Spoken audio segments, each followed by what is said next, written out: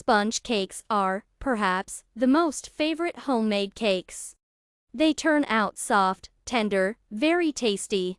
To make the cake especially tender, the sponge cake needs to be soaked with sugar syrup or any syrup from jam. Prepare a sponge cake with custard for dessert. To make a sponge cake, separate the eggs and the whites and yolks. Pour the proteins into a dry, clean bowl. Whisk the whites with a pinch of salt to a stable foam. Add sugar to the yolks. Whisk the yolks with sugar until smooth. Combine the whipped whites and yolks. Add flour to the whites and yolks. Gently stir in the flour with a spatula. Put the silicone mat on a baking sheet and pour the air dough on it. Put it in a preheated oven to 170 to 180 from the specified amount of dough. 2 thin cakes with a size of 25 by 30 centimeters turned out. Transfer the baked biscuit from the baking sheet to cool.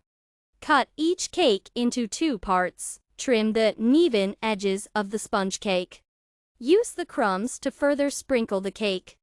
Chop the biscuit scraps in a convenient way. For the custard, whisk the egg into a saucepan and add sugar. Pour in the milk, whisk the sugar with the egg and put the saucepan on low heat. With gradual stirring, bring the mass to a boil.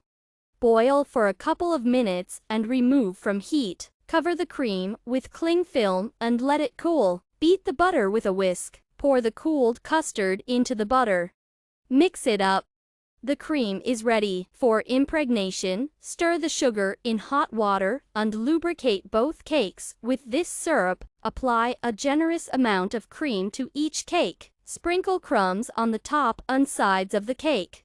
Before serving, the cake should soak for several hours, preferably overnight. Tender, just melting in your mouth, the cake will appeal to everyone who tries it. Have a nice tea party.